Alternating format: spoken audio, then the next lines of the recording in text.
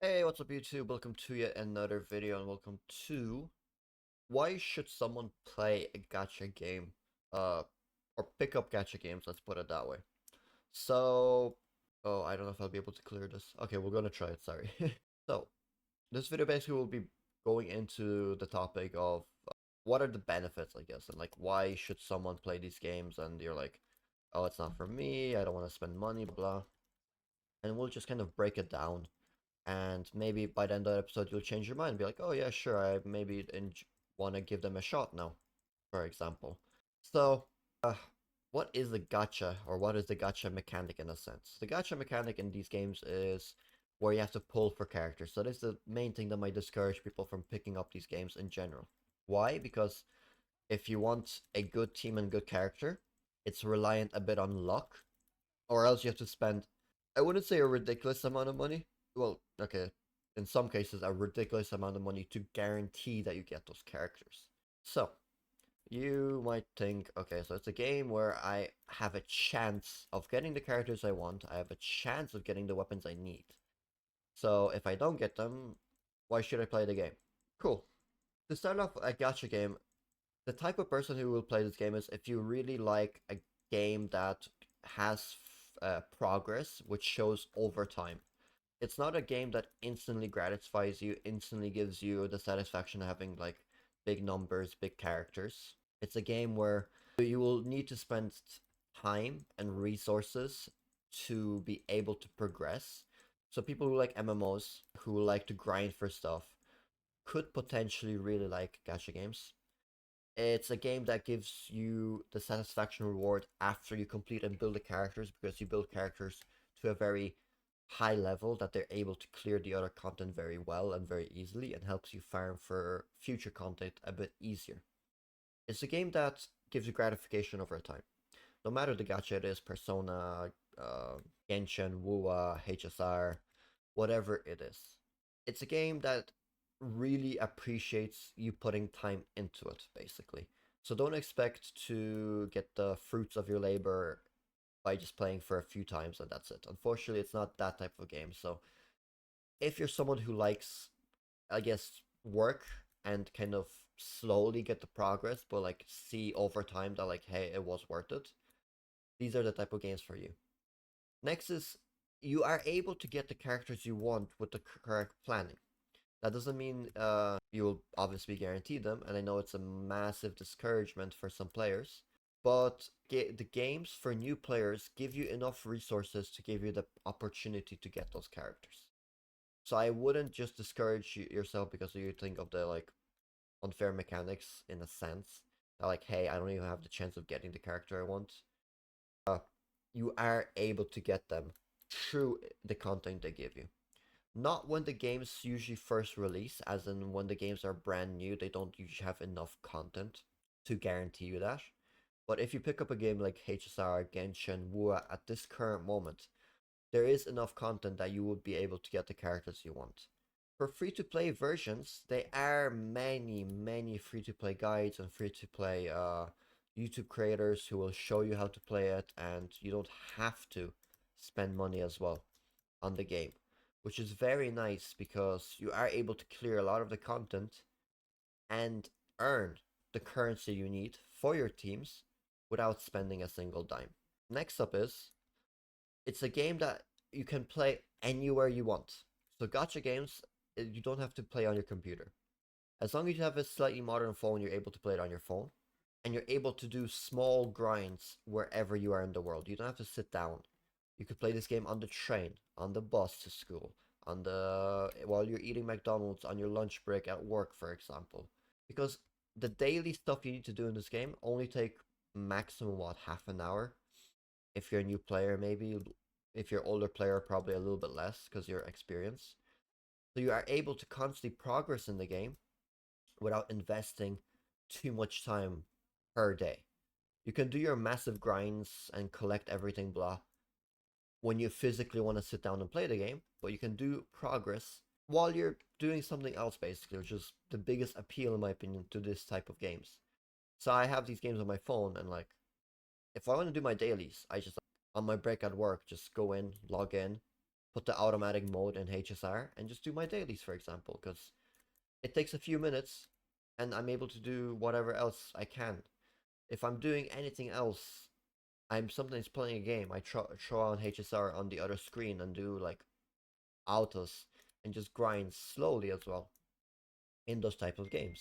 So it's a game that you're able to play anywhere and you're able to play at your own convenience, which is pretty nice, which is, I guess, the main advantage compared to any other type of game.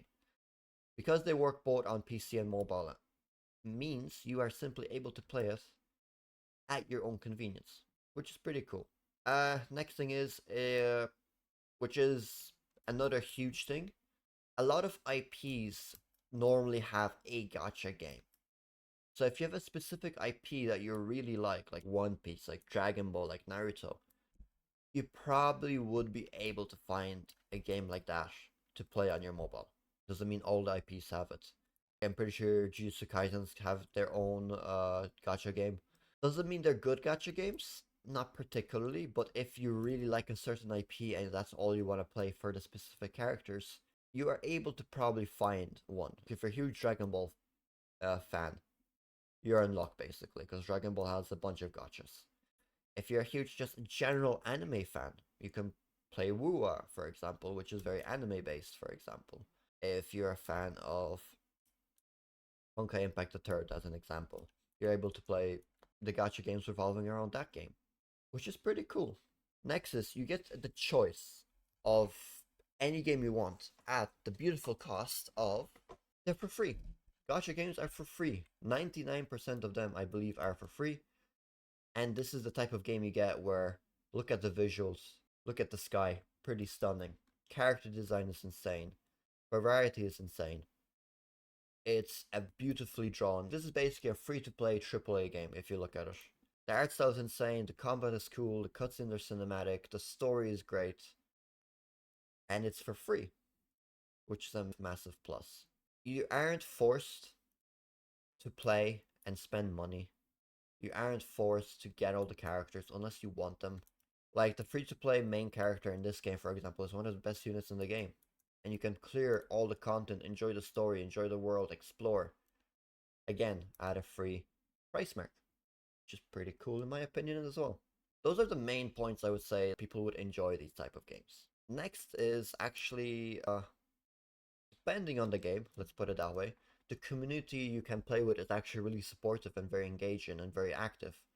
Even though they're smaller communities compared to some other bigger games, they're very helpful and they will help you with a lot of things. If you need help with anything, any puzzles, any building guides, if you need help how to explore certain areas, how to progress in the story, it's very easy to find it online. It's very easy to find a Discord. It's very easy to find a Reddit post, and people will help.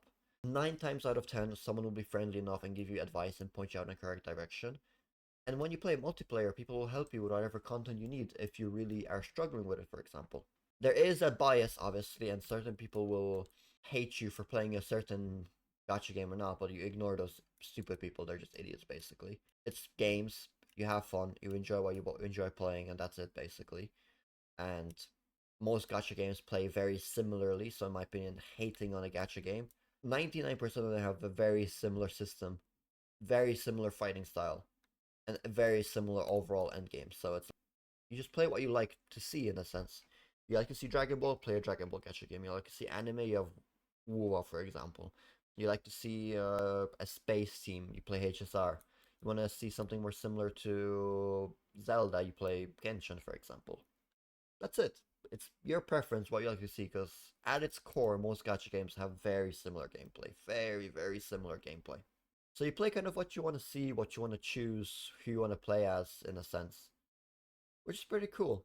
I like that option factor. And also I like the fact that like I'm able to come back to the game at like any point I want and I won't be too far behind.